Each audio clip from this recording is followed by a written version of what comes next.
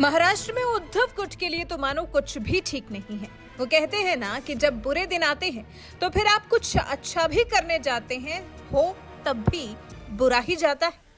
शायद यही हाल महाराष्ट्र में उद्धव ठाकरे का है। ले देकर गिने चुने साथी बचे, पार्टी का नाम और चुनाव चिन्ह मजबूत शिंदे गुट को मिल चुका है और अब लग रहा है जैसे उद्धव गुट का एक जो मजबूत सदस्य है उसका भी विकेट गिरने वाला है।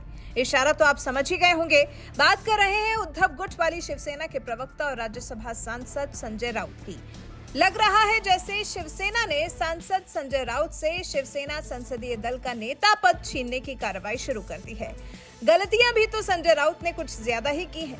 उद्धव गुट और बीजेपी के खिलाफ अपनी उल जुलूल बयानबाजी से अलग संजय राउत ने एक और जो बड़ी गलती कर दी है वो है विधानमंडल को चोर मंडल कह दिया। मीडिया से बात करते हुए संजय राउत ने ये गलती की है और अब बीजेपी संजय राउत पर कार्रवाई करने के पीछे अड़ गई है।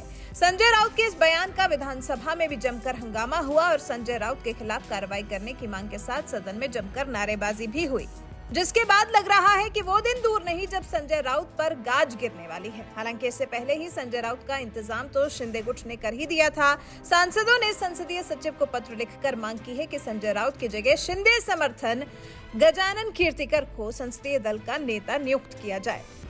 शिंदे गुट ने पहले ही संसद भवन स्थित शिवसेना कार्यालय पर कब्जा कर लिया है। वहां से उद्धव ठाकरे और आदित्य ठाकरे की तस्वीरें हटाकर उनके जगह एकनाथ शिंदे और उनके गुरु आनंद दिघे की तस्वीरें लगा दी गई हैं।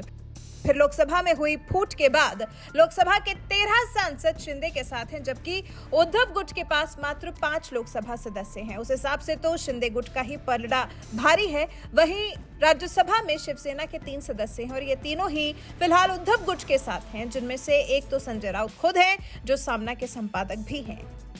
अब उद्धव गुट की इसी कड़ी को कमजोर करने के लिए शिंदे गुट ने वार करना शुरू कर दिया है।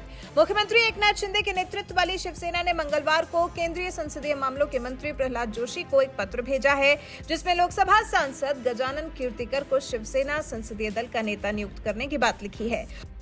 उद्धव गुट के सांसद संजय राउत अब तक शिवसेना के संसदीय दल के नेता रहे हैं, लेकिन अब कीर्तिकर को संसदीय दल का नेता चुना गया है।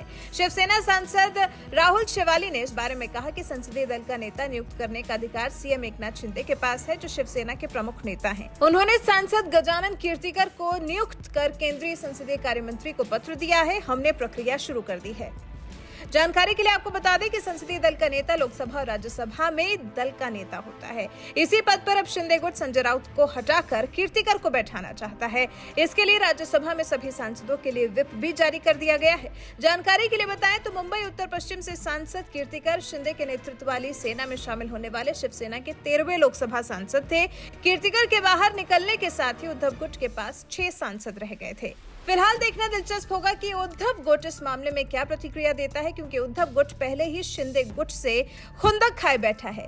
उद्धव गुट के पिता का बनाया चुनाव चिन्ह और पार्टी का नाम जो उनसे छिन गया है। फिर संसद भवन में उद्धव गुट के लिए कोई कार्यालय भी तो नहीं बचा है।